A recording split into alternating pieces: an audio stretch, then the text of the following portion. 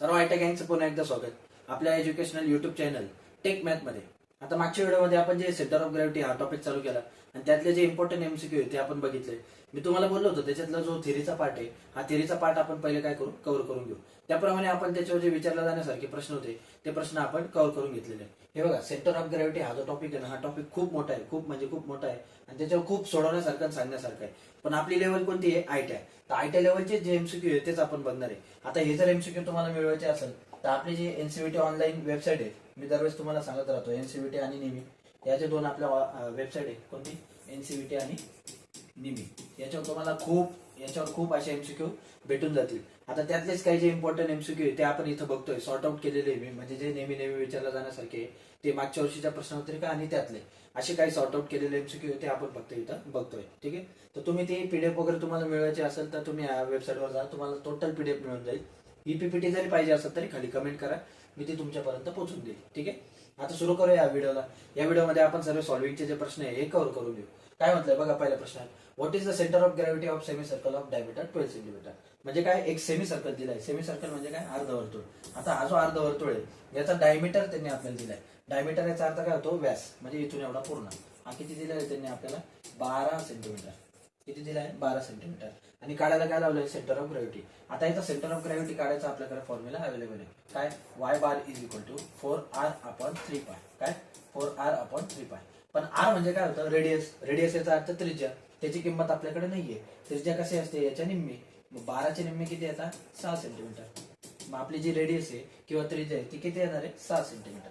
मग इथं मी रेडियस घेणार 4 गुणिले 6, 3 गुणिले पायची किंमत असते. पायच्या दोन किमती असतात, एक असते 22/7 किंवा एक असते 3.14. हे तुम्हाला ऑलरेडी माहिती असेल.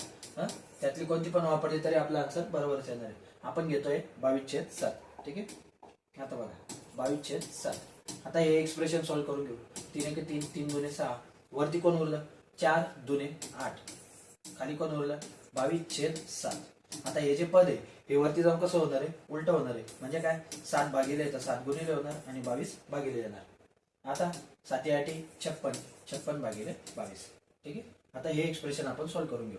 56 भागिले 22. साधा सोपा भागाकार आहे. याचं उत्तर आल्यावर तुमचं जे आन्सर आहे ते आन्सर येऊन जाईल. आता बघा 22 दुने किती होता? 44. 7 4 गेले 2, 5 4 गेला 1. आता सुरुवात कशापासून झाली? 2 पासून. मग हे ऑप्शन आपलं गेलं. पहिले बघून घ्यायचं, कारण मग आपल्याला पूर्ण भागाकार करायची गरज पडणार नाही. ठीक आहे, आता 22च्या पाड्यात 12 येत नाही. मग आपण काय करणार? 0 घेतलं म्हणजे इथं काय द्यावं लागेल आपल्याला? पॉईंट. आता 22/5 किती होता? 10 म्हणजे 110. दोनातून एक गेला, एकातून एक गेला 0. ठीक आहे, 2.5 कुठे आहे? हाय. आता हे पण ऑप्शन आपलं गेलं आणि हे पण ऑप्शन आपलं गेलं. इथंच आपलं उत्तर संपलंय. मग आपला राईट आन्सर काय येणार आहे? 2.54. तरी आपण हे पुढे थोडंसं कॅल्क्युलेट करून बघू. आता इथं पण 10 आलाय, 22 पेक्षा लहान आहे. परत काय देणार आपण? 0.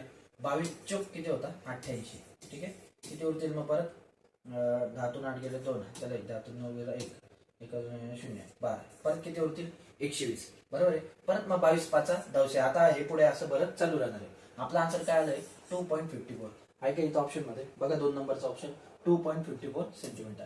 मग आपला राईट आन्सर काय येणार आहे? 2.54 सेंटीमीटर. जाऊया पुढच्या प्रश्नावर. काय म्हटलंय बघा आता, what is the centre of gravity of T section. आता एक टी सेक्शन त्यांनी दिलेलं आहे. तर या टी सेक्शनचे आपल्याला काय काढायला लावले? सेंटर ऑफ ग्रॅव्हिटी काढायला लावली. खूप फेमस प्रश्न आहे आणि जे याच्यात फेमस आहे तेच प्रश्न मी तुम्हाला सॉल्व्ह करून दाखवतोय. आता टी सेक्शन याचे कॅल्क्युलेशन थोडेसे मोठे आहे. हा टी सेक्शन आहे ना, ते कधी कधी उभा विचारू शकता, कधी कधी आडवा विचारू शकता, कधी कधी आय सेक्शन विचारू शकता. आय म्हणजे असा. ठीक आहे, कधी कधी जी सेक्शन, कधी कधी सी सेक्शन, एवढे. पण आतापर्यंत त्यांनी सर्वात जास्त कोणता विचारलेला आहे? T section. म्हणून आपण तोच बघतोय. मग ठीक आहे, याची सेंटर ऑफ ग्रॅव्हिटी कसं काढायचं ते आपण बघून घेऊ.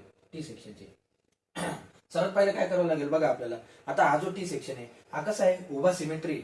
सिमेट्री याचा अर्थ काय? याची ही जी उभी बाजू जर तुम्ही लक्षात घेतली तर हे पूर्ण एका लाईनीत आहे. जरी याच्यात 2 आकार असले, याच्यात 2 शेप एकत्र आले. ठीक आहे, हा पहिला आणि हा दुसरा, असे 2 शेप एकत्र आले. हे बघा, हा एक आणि हा एक, हे 2 शेप याच्यात एकत्र आले.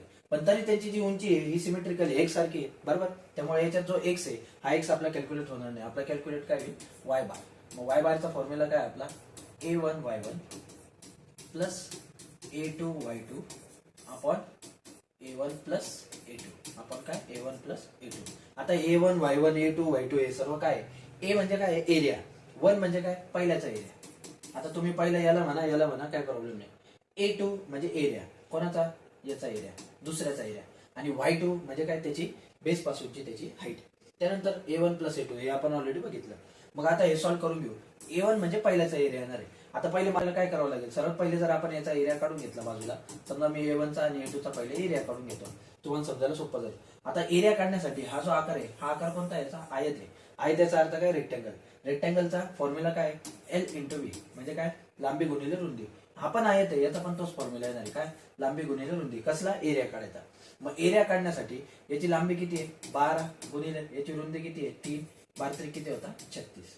त्यानंतर A2 याची लांबी किती आहे 10, रुंदी किती आहे याची 3, 10 किती होता 30. दोघांचे एरिया कॅल्क्युलेट झाले.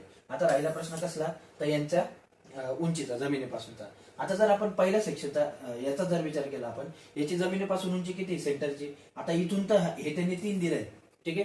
3च्या निम्मे किती होता 1.5, म्हणजे तो याचा सेंटर कुठे येणार आहे, इथं बरोबर 1.5 वर येणार आहे. पण जमिनीपासून कुठे येणार आहे, मग जमिनीपासून हा एवढा 10 आणि हा 1.5, म्हणजे टोटल किती झाले 11.5. ठीक आहे. कसं, हे बघा इथून एवढं 10 आणि हा 1.5 त्याच्यात ऍड झाला इथं असा. मग त्याची हाईट कोणत्या पॉईंटला आली 11.5 ला, कोणाची Y1 ची. मग आता आपण ते व्हॅल्यू पुट करून घेऊ. Y2 ची कशी येणार, जमिनीपासून इथं बरोबर मध्यभागी, जमिनीपासून हे अंतर होतं 10, याचं मध्यभागी किती येईल 5 सेंटीमीटरला. मग याची हाईट किती येईल, Y2 किती येईल याचा 5 सेंटीमीटरला. हे लिहून टाकू. आता याचा एरिया किती काढला आपण पहिल्याचा 36 गुणिले Y1 किती काढला आपण एवढा 11.5. त्यानंतर प्लस A2 दुसऱ्याचा एरिया किती काढला आपण 30 गुणिले Y2 त्याची हाईट किती काढली आपण 5 भागिले A1 प्लस A2 एरिया किती काढला पहिल्याचा 36, दुसऱ्याचा किती काढला 30. आता हे कॅल्क्युलेशन आपण करून घेऊ.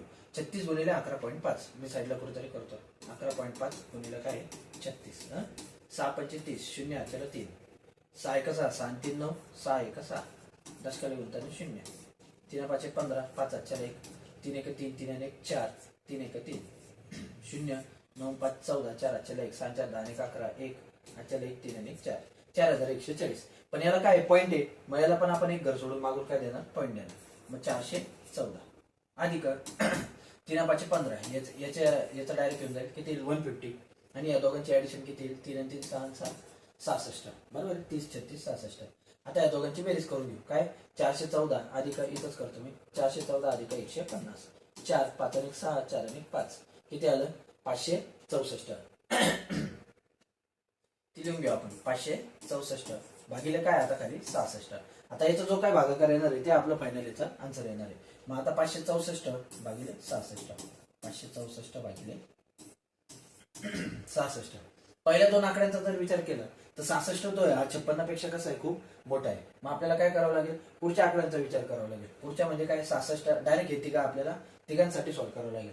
मग 66 6 1 6 7 2 12 7 1 18 7 24 6 35 6 6 36 साइन 47 6 8 48, बरोबर 6 8. मी फक्त या आणि या दोन आकड्यांचा विचार करतोय. 6 8 48 म्हणजे हा कसा आहे रे 56 पेक्षा 48 छोटा आहे. मग 8 आपल्याला चालेल, 8 आपण ट्राय करून बघू. 6 8 48 8 8 4, 6 8 48 4 52 किती आला 528. चालून जाईल किती आला आपला 8. आता 8 किती ठिकाणी ऑप्शन मध्ये 2 ठिकाणी. मग हे 2 ऑप्शन आपले कट झाले.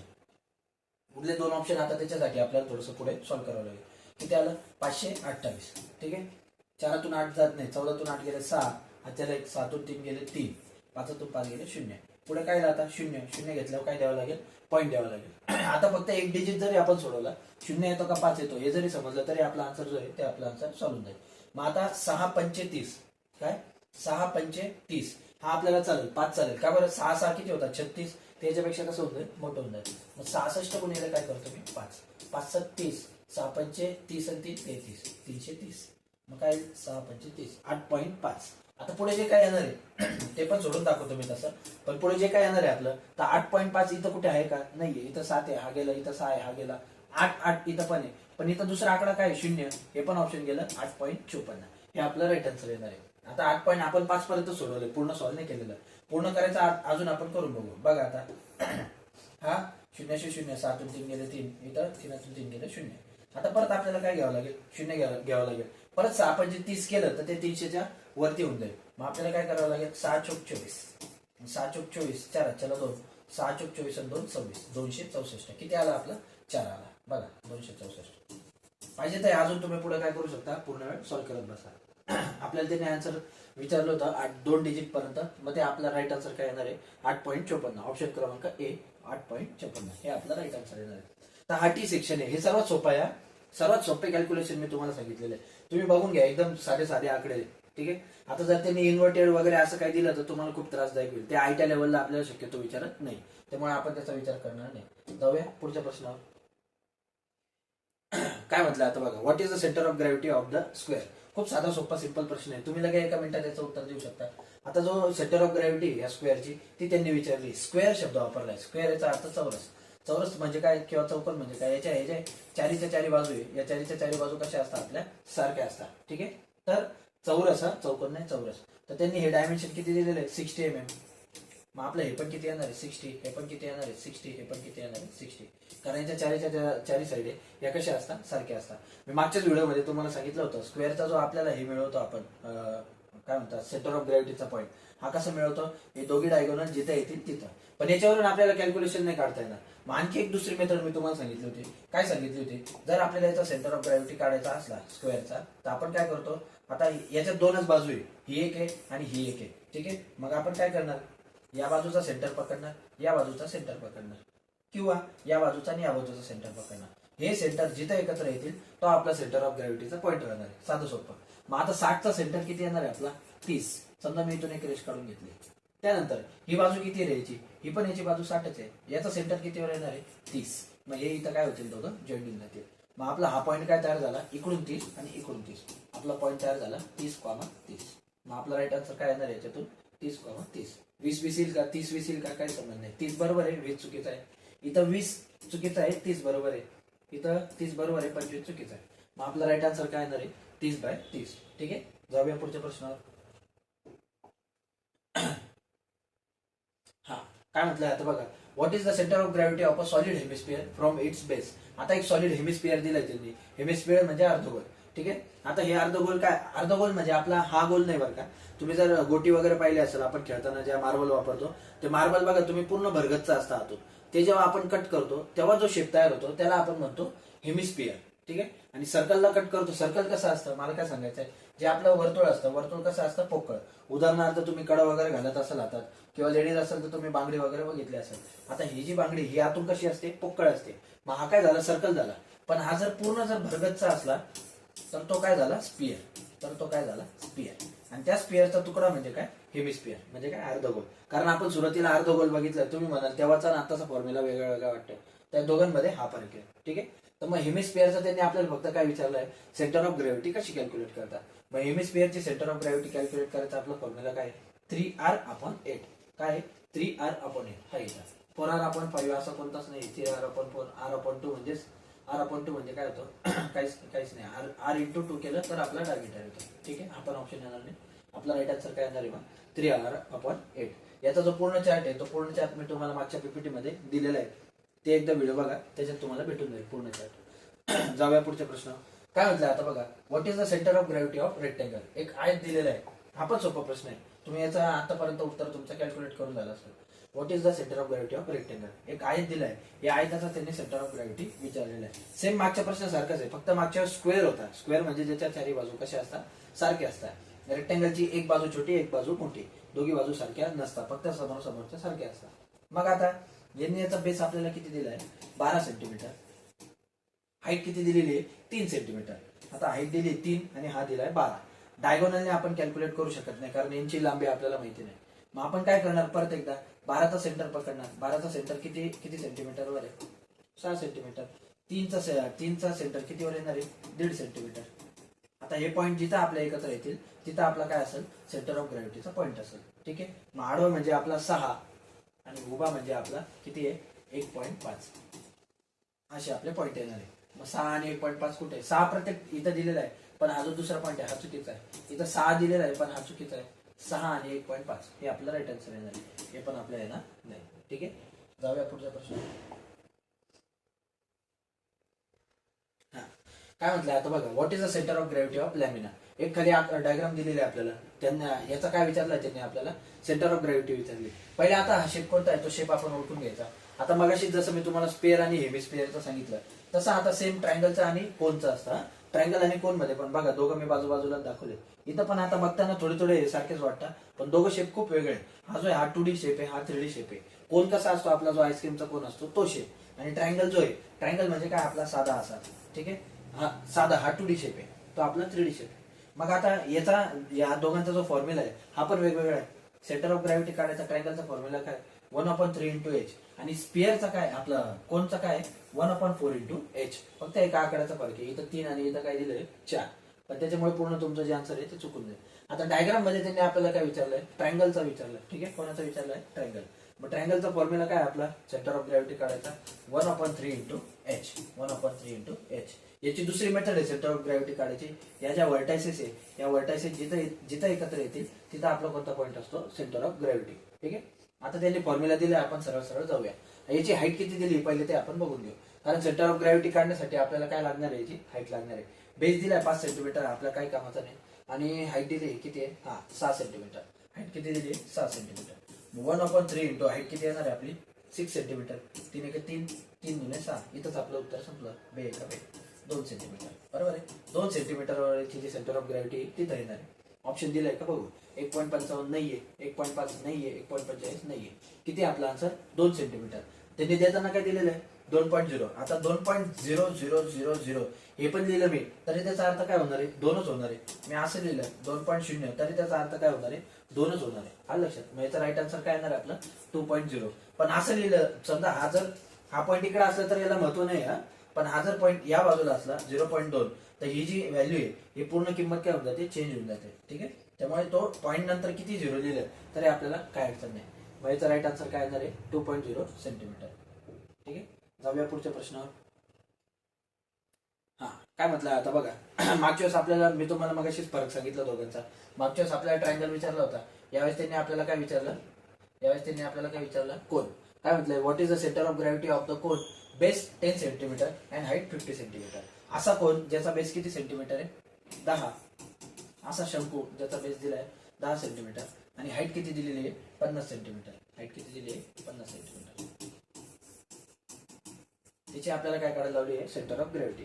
आता सेंटर ऑफ ग्रॅव्हिटी कोणची काढण्यासाठी आपला फॉर्म्युला काय, 1/4 इंटू एच, 1/4 इंटू एच. याच्यात बेसचा आपल्याला काहीच काम नाही, तो दिला असला नसला तरी आपण सेंटर ऑफ ग्रॅव्हिटी काढू शकतो. 1/4 इंटू याची हाईट किती दिलेली आहे आपल्याला, 50. आता याचं कॅल्क्युलेशन आपल्याला करावं लागेल, आपला आन्सर येऊन जाईल.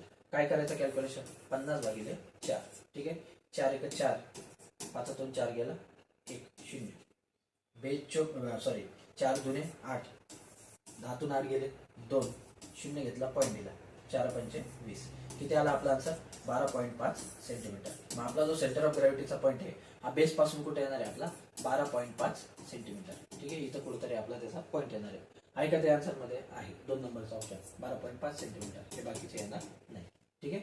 तर असे आपण जे याचे इम्पॉर्टंट एमसीक्यू बघितले. बघा तुम्हाला परत एकदा सांगतो, जो सेंटर ऑफ ग्रॅव्हिटी आपला जो टॉपिक आहे हा टॉपिक खूप मोठा आहे, ठीक आहे. त्यामुळे हा आपल्याला काय त्याच्या एवढा आतमध्ये जायचं नाही. आपल्याला आयटी लेवलला जे प्रश्न विचारले ते मी सर्व प्रश्न जे तुमचे ते सेंटर ऑफ ग्रॅव्हिटीचे कव्हर करून घेतलेले आहे. आता पुढचा जो टॉपिक आहे तो आपण लगेच चेंज करू. ही ट्रीटमेंट हा जो टॉपिक आहे तो आपण कव्हर करून घेऊ. असे एकूण मी तुम्हाला मागच्याच व्हिडिओमध्ये बोललो, आपण एकूण 101 प्रश्न याचे कव्हर करून घेऊ जे तुम्हाला एक्झामसाठी कामात येणार आहे, ठीक आहे. तर या व्हिडिओमध्ये एवढंच. काय अडचण असेल तर खाली कमेंट करा. Thank you so much. थँक्यू.